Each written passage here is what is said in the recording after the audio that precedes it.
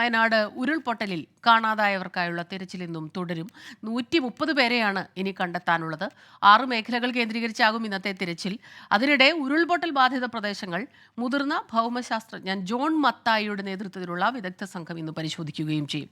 ഷഹദ് റഹ്മാൻ ചേരുന്നുണ്ട് വയനാട്ടിൽ നിന്ന് വിവരങ്ങളുമായി. ഷഹദ്, വലിയ മഴ ഇടയ്ക്കിടെ ആ പ്രദേശത്തൊക്കെ തന്നെ പെയ്യുന്നത് തിരച്ചിലിന് പ്രശ്നമാകുമോ?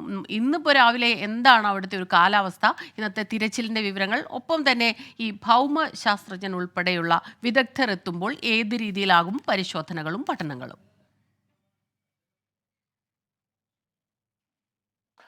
സ്മിത, ഇന്നലെ രാത്രിയൊക്കെ നല്ല ശക്തമായിട്ടുള്ള മഴയുണ്ടായിരുന്നു ഈ മേഖലകളിൽ. അത് വയനാട് പലയിടങ്ങളിലായിട്ട് ഇടവിട്ടിട്ടുള്ള മഴയുണ്ടായിരുന്നു. അത് ഇപ്പോൾ തെളിഞ്ഞ കാലാവസ്ഥയാണ്. പക്ഷേ മൂടിക്കെട്ടിയ അന്തരീക്ഷമുണ്ട്. ഒരു ഘട്ടങ്ങളിൽ നമ്മൾ വരുന്ന ഇടങ്ങളിലൊക്കെ അത്തരത്തിലുള്ള ഒരു അന്തരീക്ഷമുണ്ട്. ഇപ്പം ഇവിടെ നേരത്തേക്ക് നല്ല തെളിഞ്ഞ കാലാവസ്ഥയായിരുന്നു. പക്ഷേ ഇപ്പം വീണ്ടും മൂടിക്കെട്ടിയ ഒരു സാഹചര്യത്തിലേക്ക് കാര്യങ്ങൾ മാറുന്നുണ്ട്. ഈ മഴ ശക്തമായിട്ട് പെയ്യുകയാണെങ്കിൽ ഒരുപക്ഷെ ഇന്നത്തെ തെരച്ചിൽ അത് ദുസ്സഹമാവും. കാരണം നമുക്കറിയാം, ഇവിടെയൊക്കെ ചളി നിറഞ്ഞു നിൽക്കുന്ന ഒരു സ്ഥലമാണ്, പാറക്കല്ലുകളാണ്. അപ്പോൾ നല്ല രീതിയിൽ ഇത്തരത്തിൽ രക്ഷാപ്രവർത്തനം നടത്തുക അല്ലെങ്കിൽ തെരച്ചിൽ നടത്തുക എന്നത് സാധ്യമായിട്ടുള്ള ഒരു കാര്യമല്ല. കാരണം മഴ പെയ്യുന്ന ഘട്ടത്തിൽ തന്നെ ഇത്തരത്തിൽ ഈ തെരച്ചിൽ നടത്തുന്ന ആളുകളെ സാധാരണഗതിയിൽ സുരക്ഷയുടെ ഭാഗമായിട്ട് അവരെ തിരിച്ചു വിളിക്കാറാണ് പതിവ്. അതുകൊണ്ട് തന്നെ ഈ മഴ പെയ്യുമ്പോൾ ഇത്തരത്തിൽ തെരച്ചിൽ നടത്താറില്ല, അത് പൂർണ്ണമായിട്ടും നിർത്തിവെക്കാറാണ് പതിവ്. അപ്പോൾ ഇന്നത്തെ സ്ഥിതി എന്താണെന്ന് അറിയില്ല. നമുക്ക് ഒരു 8 മണി വരെ കാത്തിരിക്കാം. 8 മണിയോട് കൂടിയിട്ടാണ് ഇത്തരത്തിൽ സാധാരണഗതിയിൽ ഇവിടെ ഈ തെരച്ചിലൊക്കെ ആരംഭിക്കാറുള്ളത്. അപ്പോൾ 8 മണി വരെ നമുക്ക് കാത്തിരിക്കാം. നിലവിൽ ഇപ്പോൾ പോലീസ് ഉദ്യോഗസ്ഥർ മാത്രമേ ഉള്ളൂ. മറ്റ് സേനാംഗങ്ങളോ അല്ലെങ്കിൽ ആരും തന്നെ ഇതുവരെ എത്തിയിട്ടില്ല എന്നുള്ളതാണ് ഇപ്പോൾ നമുക്ക് ഇവിടെ നിന്ന് കാണാൻ പറ്റുന്ന ഒരു പ്രധാനപ്പെട്ട കാഴ്ച എന്ന് പറയുന്നത്. ഇന്നും സാധാരണഗതിയിൽ തെരച്ചിൽ നടത്തും. 6 മേഖലകൾ കേന്ദ്രീകരിച്ചായിരിക്കും പ്രധാനമായിട്ടും ഈ തെരച്ചിൽ ഉണ്ടാവുക. അതായത് കഴിഞ്ഞ ദിവസങ്ങളിലൊക്കെ നമുക്കറിയാം, യന്ത്രങ്ങൾ സഹായത്തോടു കൂടി നടത്തിയ തെരച്ചിലൊക്കെ നല്ല രീതിയിൽ പുരോഗമിച്ചിട്ടുണ്ടായിരുന്നു. പല ഇടങ്ങളിൽ നിന്നും ഇത്തരത്തിൽ ശരീരഭാഗങ്ങളൊക്കെ കണ്ടെത്താനും സാധിച്ചിട്ടുണ്ട്. അപ്പോൾ ഇന്നും ആ രീതിയിൽ തന്നെ കൂടുതൽ സന്നദ്ധ സംഘടനാ പ്രവർത്തകരെയും NDRF-നെയും ഫയർഫോഴ്സിനെയും ഒക്കെ ഉപയോഗിച്ച് ഇന്നും തെരച്ചിൽ പുരോഗമിക്കും.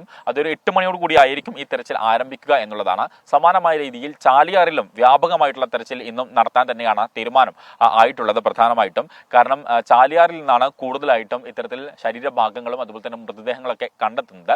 അപ്പോൾ ആ മേഖലകൾ കേന്ദ്രീകരിച്ച് കൂടുതൽ തെരച്ചിൽ നടത്താനാണ് ഇന്നും തീരുമാനം ഉള്ളത് എന്നുള്ളതാണ് ഏറ്റവും പ്രധാനപ്പെട്ട കാര്യം. മറ്റൊരു കാര്യം, ഇപ്പോൾ അല്പം മുമ്പ് സ്മിത സൂചിപ്പിച്ചതുപോലെ തന്നെ ഈ ദുരന്തം എങ്ങനെയാണ് ഉണ്ടായത് എന്നതടക്കമുള്ള കാര്യങ്ങൾ പഠിക്കാനായിട്ട് വിദഗ്ധ സംഘം ഇന്ന് ഇവിടേക്ക് എത്തും എന്നുള്ളതാണ് ഏറ്റവും പ്രധാനപ്പെട്ട കാര്യം. അതായത് ഭൗമശാസ്ത്ര പഠന കേന്ദ്രത്തിലെ മുതിർന്ന ശാസ്ത്രജ്ഞനായ ജോൺ മത്തായുടെ നേതൃത്വത്തിലുള്ള 5 അംഗ സംഘമാണ് ഇന്ന് ഈ ദുരന്ത മേഖലയിലേക്ക് എത്തുക. ദുരന്ത പ്രദേശത്തിന്റെ വിവിധ ഭാഗങ്ങളിലെയും അതുപോലെ തന്നെ അനുബന്ധ മേഖലകളിലെയും അപകട സാധ്യതകൾ ഈ സംഘം വിലയിരുത്തും. പിന്നീട് ദുരന്തം എങ്ങനെയാകാം നടന്നത് എന്നതടക്കമുള്ള കാര്യങ്ങളും ഇവർ പരിശോധിക്കും എന്നുള്ളതാണ് നമുക്ക് മനസ്സിലാക്കാൻ സാധിക്കുന്നത്. തുടർന്ന് ഈ പഠന റിപ്പോർട്ട് അത് സർക്കാരിലേക്ക് സമർപ്പിക്കുകയും ചെയ്യും എന്നുള്ളതാണ് നിലവിൽ നമുക്ക് ലഭ്യമാകുന്ന വിവരം. അവർ രാവിലെ 10 മണിയോടുകൂടി എത്തിച്ചേരും എന്നുള്ളതാണ് നമുക്ക് ഇപ്പോൾ മനസ്സിലാക്കാൻ സാധിക്കുന്നത്. അതോടൊപ്പം തന്നെ ഇന്ന് മറ്റൊരു പ്രധാനപ്പെട്ട ഒരു പരിപാടി നടക്കുന്നത് കലക്ട്രേറ്റ് പരിസരത്താണ്.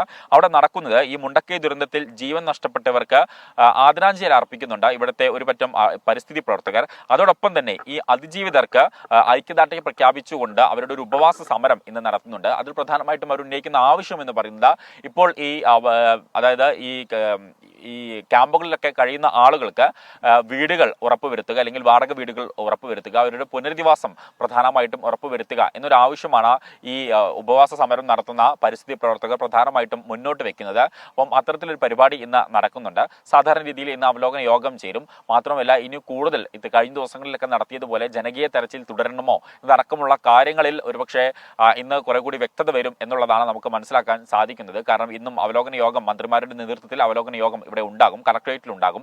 അപ്പോൾ അതിൽ കൂടുതൽ വ്യക്തത വരും എന്നുള്ളതാണ് നമുക്ക് മനസ്സിലാക്കാൻ സാധിക്കുന്നത്. കാരണം കഴിഞ്ഞ ദിവസം മന്ത്രി മുഹമ്മദ് റിയാസ് പറഞ്ഞിട്ടുണ്ടായിരുന്നു, ഇത് പൂർണ്ണമായിട്ടും നിർത്തുന്നില്ല, അതായത് വരും ദിവസങ്ങളിലും തുടരും എന്നുള്ള കാര്യം. അപ്പോൾ അത് ഇനി എങ്ങനെയാണ് പ്ലാൻ ചെയ്യുന്നത് എന്നതടക്കമുള്ള കാര്യങ്ങളിൽ ഒരുപക്ഷെ ഇന്ന് കുറെ കൂടി വ്യക്തത വരും എന്നുള്ളതാണ് നമുക്ക് മനസ്സിലാക്കാൻ സാധിക്കുന്നത്. എന്തായാലും ഇന്നത്തെ തിരച്ചിൽ ഒരു 8 മണിയോട് കൂടി ആരംഭിക്കും എന്നുള്ളതാണ് നമുക്ക് ഇപ്പോൾ ലഭ്യമാകുന്ന വിവരം. കൂടുതൽ സേനാംഗങ്ങളും അതുപോലെ തന്നെ വിവിധ സന്നദ്ധ സംഘടനാ പ്രവർത്തകരും ഒപ്പം തന്നെ ഈ ചാലിയാറിലും വ്യാപകമായിട്ട് തിരച്ചിൽ നടത്തും. ഭൗമശാസ്ത്ര കേന്ദ്രത്തിലെ 5 അംഗ സംഘം ഇന്ന് ഇവിടെ എത്തുകയും ചെയ്യും. സ്മിത.